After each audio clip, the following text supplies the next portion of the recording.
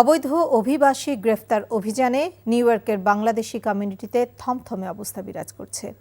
অবৈধদের পাশাপাশি বৈধ অভিবাসীদের অনেকেই স্বাভাবিক চলাফেরা বন্ধ করে দিয়েছেন। ফলে অন্যান্য কমিউনিটির মতো বাংলাদেশি কমিউনিটির ক্ষুদ্র ব্যবসায়ীরা আর্থিক ক্ষতির মুখে পড়েছেন। নিউ ইয়র্ক থেকে ফরিদ আলমের রিপোর্ট। যুক্তরাষ্ট্র জুড়ে অবৈধ ও অপরাধী অভিবাসী গ্রেপ্তারে যে ভারতীয় অভিযান চলছে তার প্রভাব পড়েছে বাংলাদেশি কমিউনিটিতেও। ইমিগ্রেশন অ্যান্ড কাস্টমস এনফোর্সমেন্ট বা আইসের এই অভিযানের মূল টার্গেট দাগী অপরাধীরা হলেও আতঙ্কে ভুগছেন বৈধ অভিবাসীরাও। অভিযানে এ পর্যন্ত 2 জন বাংলাদেশি অভিবাসী গ্রেপ্তার হয়েছেন, যদিও অবৈধ তালিকায় প্রায় 5,000 বাংলাদেশির নাম রয়েছে।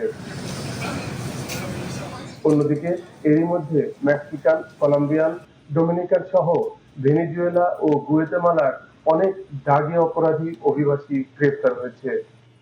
অপরাধী অভিবাসীদের বিরুদ্ধে গ্রেপ্তার অভিযান এবারই প্রথম নয়, তবে এবারের অভিযানে আতঙ্ক ছড়িয়েছে অনেক বেশি। আর এই আতঙ্কের কারণে বাংলাদেশি ব্যবসায়ীরা ক্ষতিগ্রস্ত হচ্ছেন নানাভাবে। গত কয়েকদিন যাবৎ মানুষের ভিতরে একটু ইমিগ্রেশন নিয়ে আতঙ্ক, কাগজপত্র নিয়ে, এই কারণে মানুষজন এখন আগের চেয়ে একটু কম ওঠে, এই কারণে ব্যবসা বাণিজ্য একটু খারাপ।